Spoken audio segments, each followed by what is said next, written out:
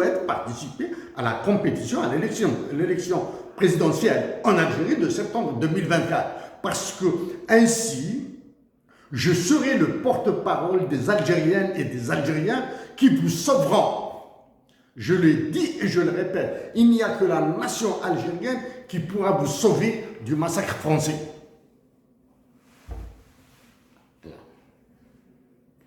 Jusqu'à maintenant, comme tous les militaires qui sévissent en Afrique, les militaires algériens sont en train de sévir en Algérie. Voilà.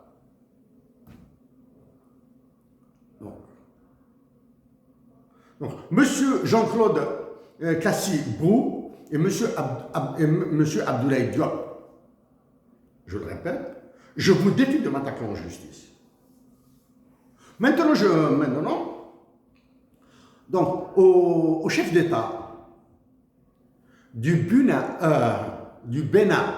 Burkina Faso, Côte d'Ivoire, Guinée-Bissau, Mali, Niger, Sénégal, Togo, je vous rappelle que je vous ai envoyé des courriers. Maintenant, je vais exploiter le courrier, une lettre. Intitulé « Ceci est un plaidoyer pour l'émancipation totale et immédiate des colonies françaises en Afrique ». C'est une lettre que j'ai envoyée, faite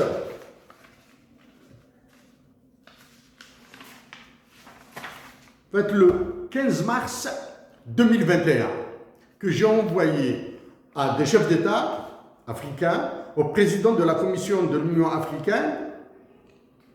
Donc, quelques jours après, probablement 2 jours, 3 jours après, je le rappelle, c'est une lettre du 15 mars 2021 que j'ai envoyée aux dirigeants des pays broyés par le franc CFA. Donc, le voici. Donc, je reviens à ce qui se passe au Sénégal. Ce qui se passe au Sénégal et l'Algérie, même s'il est différent dans la forme, dans le fond, c'est la même chose.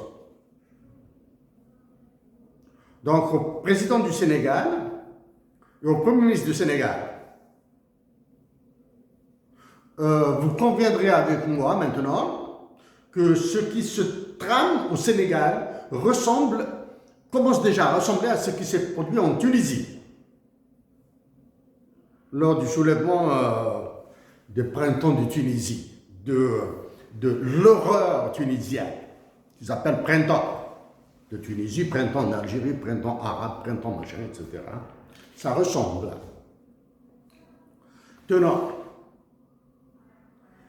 à vous, président du Sénégal, le président du Sénégal que vous avez remplacé est en train de servir Emmanuel Macron.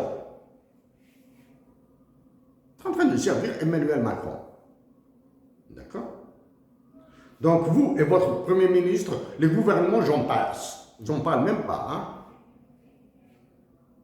Vous êtes dans le pétrin, vous êtes dans le broyeur des relations internationales. Vous serez broyé, vous serez laminé, vous serez transformé en poudre. La preuve, vous avez participé à ce prétendu forum mondial sur l'amélioration des vaccins en Afrique, qui s'est tenu à Paris. J'ai vérifié quels sont les chefs d'État africains qui étaient présents. Il n'y a que vous. Il n'y a que le président du Sénégal. À côté de qui? À côté d'Emmanuel Barroso. Qui est Emmanuel Barroso? C'est un ancien militant d'extrême gauche du Portugal. Militant d'extrême gauche du Portugal. Emmanuel Barroso. Qui est devenu président de la Commission européenne. C'est-à-dire là, de l'extrême gauche jusqu'à l'ultralibéralisme le plus sauvage dans sa forme. De l'Union européenne. Qu'est-ce qu'il devient maintenant? Président non exécutif de qui, s'il vous plaît? De Goldman Sachs.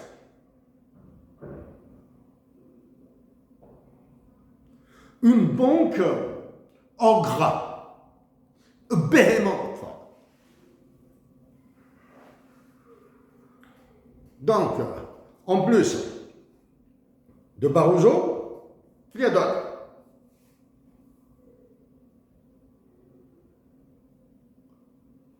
Bill et Melinda Gates, la fondation Gates.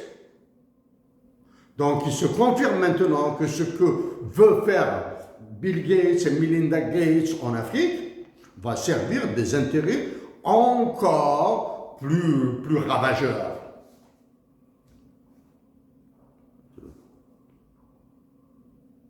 En Algérie, toute une salade sur le médicament dont un certain ministre parle. Je reviendrai dessus dans quelques jours. Donc, au chef d'État africain, donc au chef d'État du Bénin, Burkina Faso, Côte d'Ivoire, Guinée-Bissau, Mali, Niger, Sénégal, Togo. Avant de passer à la monnaie à proprement parler, actuellement, les 3 pays qui font le plus mal à l'Afrique, il y a l'Algérie.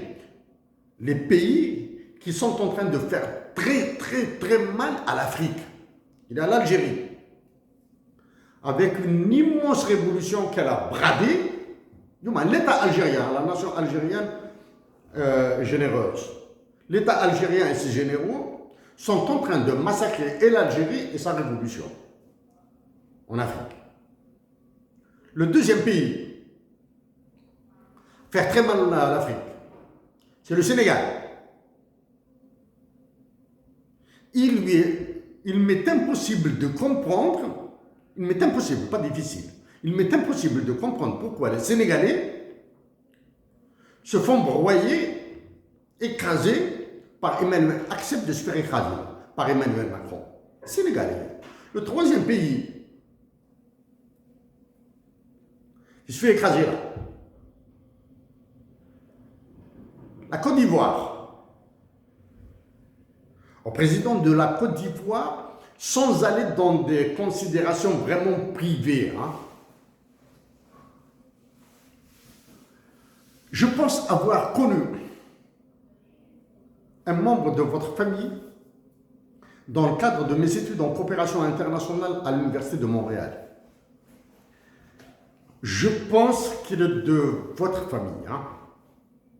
Je pense que nous avons étudié ensemble en coopération internationale à l'Université de Montréal. Je dis que je le connais. Cette personne, qui s'appelle, le nom de famille, c'est Ouattara. Parce que j'ai eu un petit problème avec lui. Tout petit problème. Nous avons travaillé à 4 sur un sujet, à l'université, donc c'est un travail universitaire, à 4. Nous étions censés travailler à 4 sur un sujet. Donc, il était dans notre groupe de 4 là. Il était pris par ses affaires, par son business là. Il s'est déplacé beaucoup au Canada, etc. etc. Qu'est-ce que j'ai fait? Je l'ai exclu du groupe. Étant donné que les 2 professeurs en charge nous ont dit à tous là qu'il est impossible de l'exclure du groupe parce que le temps est passé. Donc, dans une intervention formelle, universitaire, en amphi, etc., nous avons, moi-même et mes deux autres camarades, un Camerounais et un Suisse, nous lui avons donné 30 secondes de parole. Je dis bien 30 secondes de parole, c'est tout. Bon. Donc la Côte d'Ivoire fait très mal à l'Afrique.